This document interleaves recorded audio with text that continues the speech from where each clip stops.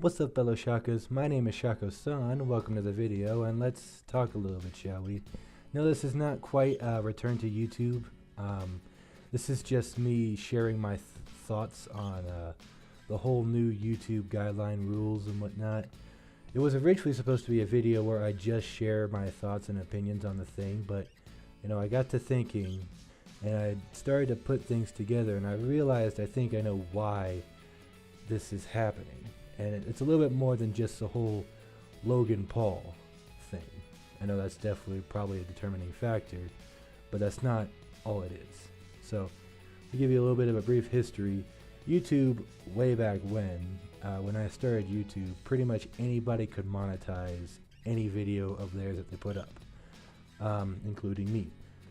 And that was not a very profitable setup because let's say YouTube spends $15 to put an ad on a video that's monetized. The video itself gets like 7 views in its entire lifetime, and that gives like a 2-cent return. Spending $2 to make 2 cents just in general, that's not a very profitable way to do business. That may not be accurate numbers, but the concept is still there. That's pretty much what was going on. And as things went on, politics started to come in to videos, especially when the election coming up, and YouTube's like, well, we have a lot of videos that are causing a whole lot of drama, and we don't really want that, so we have to figure out a way to put some sort of parameter for people that have some sort of monetization, hence the whole 10K views to get monetized. It helped a little bit, but it didn't actually help a lot in the long run because they were still losing money. Technically, any sort of buffering of the video to play 2 or 3 seconds counts as a view. 3 seconds of a 10-minute long video is not much of watch time, but that's still a view, which is what they need. So you could probably have an hour total of watch time and have like 10,000 views, and that considers monetization, but you have no subscribers and no real watch time to back up the views that you have. And that is not really working because YouTube now has to put money on those videos that don't get anything back. And in the long run, 10,000 views isn't actually that hard to accomplish if you know how to promote your videos right. Then came net neutrality. Yeah, you remember net neutrality, that whole thing with everybody's going to get internet packages and you have to pay like $20, $50 just to watch YouTube videos. Yeah, that dystopian thing that happened way too long ago. Yeah, and net neutrality recently got repealed. I'll break it down a little bit for you. Basically, when net neutrality was a thing, the government basically had control of the internet, telling the internet service providers to treat everything with the same amount of bandwidth. So everything from Netflix and Google, the internet supergiants that are dominating everything right now, gets the same amount of bandwidth and respect as a 25-year-old website about a B-movie that nobody has really seen. And then net neutrality got repealed, meaning that ISPs were now in control, saying, hey, if you want your website to be loaded faster and get more bandwidth, you're going to have to pay up. Meaning websites and businesses had to pay out a little bit more just so they can be seen. And that is really what happened when net neutrality got repealed.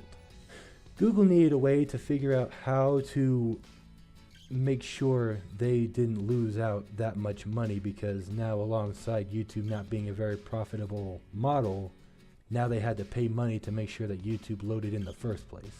So they had to figure out, how are we going to pay out the people that actually probably deserve to be paid out instead of just people that get 10,000 views. Hence the whole new rules. Something similar is actually happening on Facebook. Some of you might have seen that pages are getting restricted as far as showing up in regular people's news feeds unless they pay out some sort of sum and promote their page to go onto people's news feeds. Now, this isn't a big problem for super pages like Unilad and Now This and other pages of the sort, but this is a pretty big problem for things like small band pages and small meme pages trying to have some sort of exposure. Sound kind of familiar? Yeah. And I'm pretty sure, this isn't a guaranteed, concrete, solid theory, but I'm pretty sure all of this centers around net neutrality being repealed. So what are my opinions on this? What do I think about this whole new YouTube rules and mindset? I think it's pretty fine. I'm not bothered by it too much. To get anywhere on YouTube, you have to have way more than just 1,000 subscribers and 4,000 hours of watch time in 12 months to get anywhere. You know, some people have done some math and shown, hey, that's only about $4, and you can't survive on $4 a month. You can. There's literally no way. You know, you're losing out on like $4, but you need way more than that to get anywhere on YouTube as far as getting anything on AdSense alone. And also keep in mind there's other ways to get money aside from AdSense, like merchandising, sponsorships, Patreon. A lot of people think that it's unfair for this to happen because a lot of it revolves probably around Logan Paul and his whole debacle about showing a dead body on YouTube and whatnot. And I can agree, it's kind of crap that Logan Paul did something and then all the small guys have to be punished for it. But at the same time, can you really think about it? Logan Paul really cannot be punished in that sort of way. He can have his channel shut down, but he'll find many other ways to get money from people who just love his videos. You can't set the standards to above what Logan Paul's grade is because Logan Paul is pretty much at the top. Literally all the established YouTubers that are there, pretty much most of them are going to get their monetization cut completely, just like the small YouTubers are right now. And Logan Paul, even if you did all of that, Logan Paul was pretty well established to the point where he doesn't really need YouTube to keep going. He just does it for the sake of doing it. So yeah, it sucks that Logan Paul can't really be punished and the small guys had to be punished for it, but really what it is making sure that another Logan Paul doesn't come up. You know, you can't really do much for the Logan Paul that exists now, but you can do a lot to make sure more Logan Pauls don't end up coming up to be paid by YouTube. A lot of it is just quality control. If you are an employer, you want your employees, the people that you are paying, to be really good employees, especially if you are a employer that doesn't really fire anybody, but everybody just quits.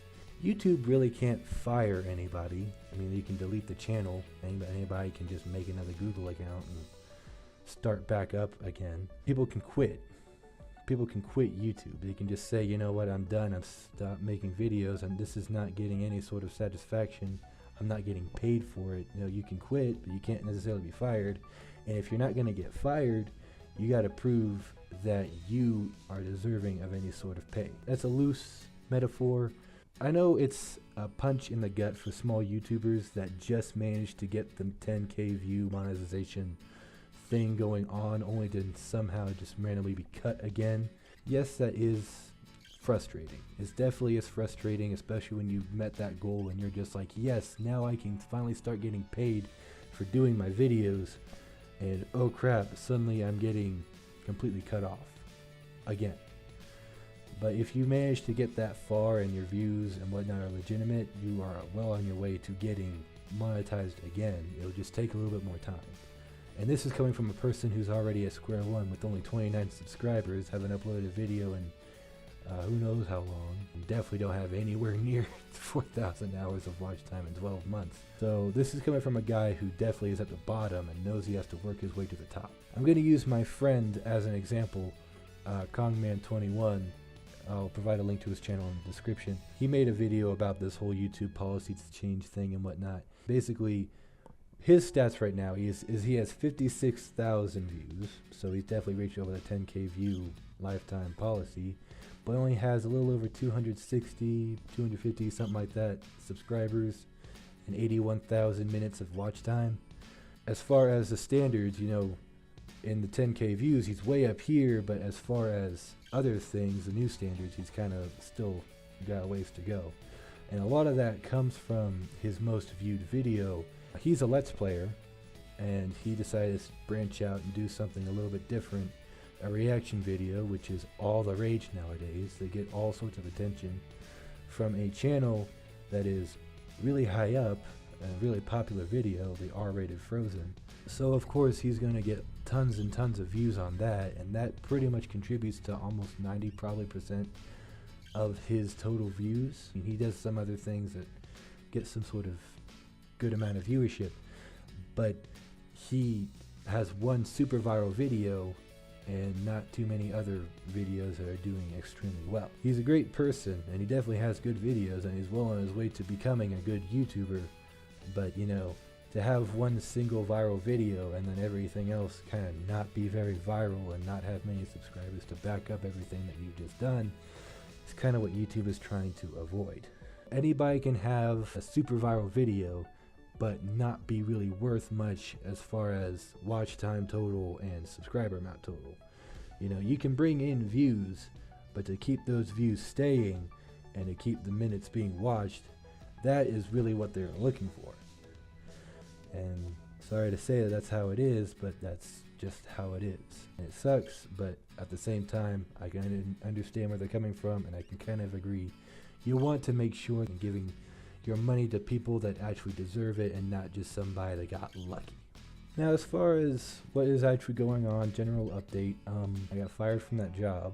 A lot of bullcrap reasons. So currently searching for a new job. I have a couple of things kind of lined up, but the whole schedule is going to still be different. Just when I think I have something going on as to what I'm going to do with the schedule, something just comes in out of nowhere and screws it all up. Still doing my best to make sure everything comes in. The whole money coming in, we thought, yeah, it's going to be good, but then got let go, and now I suddenly don't have a lot of money coming in. And that's basically the whole thing behind that, but I'm not going to keep you too long as far as that.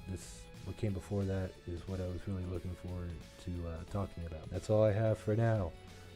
Thank you guys so much for watching. Remember to like, comment, and subscribe. Things are going to start happening here pretty soon, hopefully. Check out my social media links down in the description below. And until next time, remember to always stay epically awesome. Later.